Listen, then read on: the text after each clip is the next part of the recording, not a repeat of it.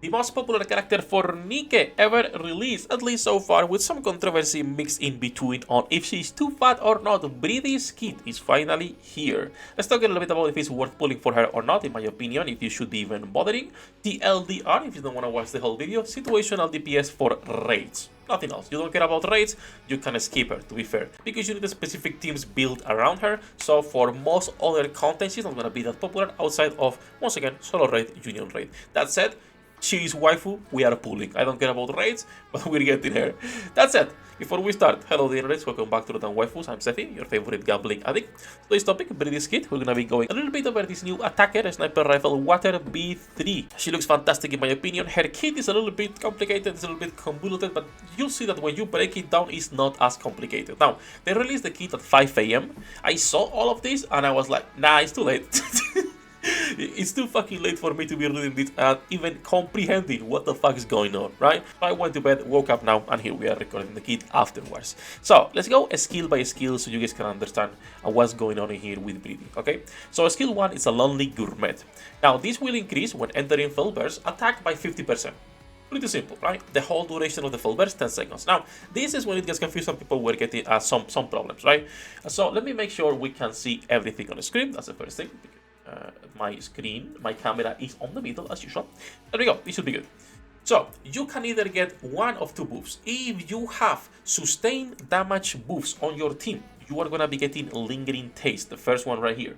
If you have distribute damage buffs and you are not on the other buff, then you will gain recommended taste. You can only get one at a time, either sustain damage buff or distribute damage buff. You cannot get both at the same time. It's basically only one. You could be overriding the distribute damage buff with the sustain damage, but once again, this effect cannot be dispelled, so it doesn't really matter. This is going to be lasting 50 seconds, as you can see, and it's going to be removing the previous one even if you were to override. So you can only have one. To understand this a little bit better, okay? On full burst, you're getting an attack buff, which is pretty big, 50%. If you get sustained damage buff, you enter lingering taste. If you get a distribute damage buff and you are not on lingering taste, you will gain recommended taste status, okay? Just a little bit of a breakdown in there. And then both statuses decrease charge speed by 50%, which is pretty big. We'll see if Alice or Mana it's enough to actually offset this. And then you can only have one status every 50 seconds. So that's the skill 1. It was a little bit confusing at first when I saw it at 5 AM and I was like, nah, too much text, bro, I'm just going to bed. So that's it though. That's why people are theory crafting right now with these two status. If it's worth building her with distribute damage or if it is better to build her with sustain damage. Because the thing is that right now, sustain damage, we do not have enough good characters to make a team around that. Like, you're not making a team with Rosanna. At least right now, considering the characters we have, you're not making a team with Rosanna. There is almost no reason to, right?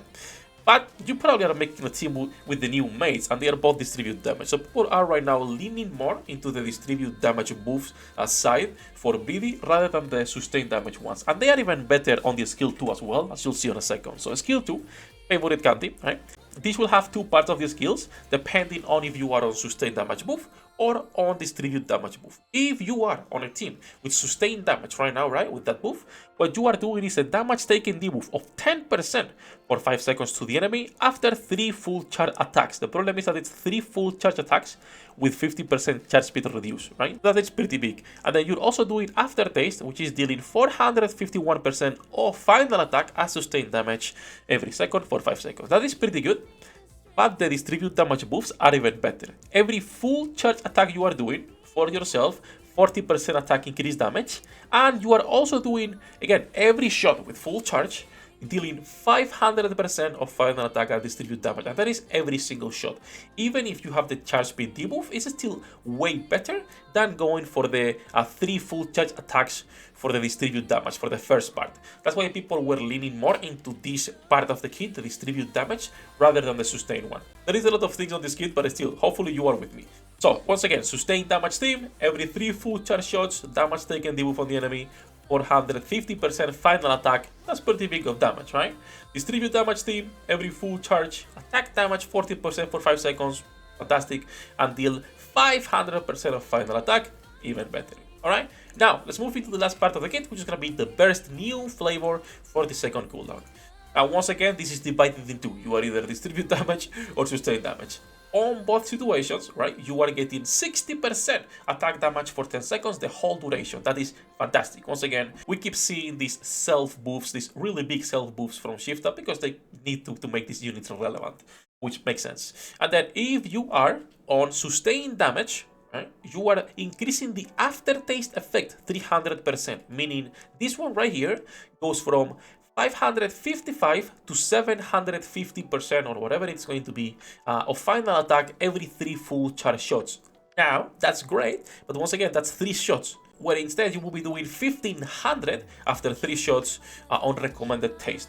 Right? So it's up to you which one you want to build, but for now, most people are leaning, like I was saying before, towards distribute damage because it's just stronger, and we have more units right now that are good, that can take advantage of this. When it comes to sustained damage, sadly, there is like not that many great characters for now. And then if you are on the sustained damage, you are increasing your attack by 50%, meaning you are getting basically a 100% buff if you pair this with a skill 1 as well. So once again, I will pull up the notes here for a second in case it's easier to see, but like I was saying, attack damage 60% for 10 seconds, you're getting sustained damage team, aftertaste effect increased to 750%, and on the distribute damage team, you're getting an increased attack by 50%. So I will say not like the worst kit we've gotten. I think still Phantom is worse in terms of understanding the kit, but clearly they are moving towards more complex kits, which I don't dislike. I've said this multiple times, but if we get more complex kits, it's fine. Getting characters that are always like the same body, just big buff numbers, is kind of boring, so this is welcome. Now, Sefhi, would you recommend pulling for her right now? No. If you don't care about raids, her damage is looking good, but it's not going to be, again, in my opinion, I might be wrong, and we'll see when she comes out and we can test. I don't think she's gonna be a character that can compete with the current meta damage dealers. In fact, I don't even think she's gonna be competing with Helm, a character most people already have and are working on her treasure, right? That treasure is just stupid. Same for Quincy and Ludmilla. They are characters that are really good, and we'll see if she can compete with Quincy. If she can compete with Quincy, we have another great water DPS. If not, Ludmilla and Helm are still priority to build on that element. All that jabbing though, I think if you like her, of course, design wise, go pull 1 copy for her. Absolutely, I wouldn't go higher than a copy. Unless, again, if you're a min-maxer, someone for raids, ignore me, okay? Do whatever the fuck you want. You are probably pulling for most characters, if not all of them. But if you don't care about raids, 1 copy for collection or to the wishlist directly, whatever you prefer. All that said, that's gonna be for this video. We're gonna be live later and jumping more about BREADY if you wanna come by and say hello. And we're gonna be doing pulls tomorrow as well in the morning when the patch is up with a cooking outfit. Hopefully, I need to go buy it after this video. So, all that said, I love you all, bastards. Have a great day. Good luck with your pull the internet. I'll see you in the next one. 役立たずは楽園から追放するのみ。ブランとノワールのショータイムです。天地万物を切るとはこういうことだ。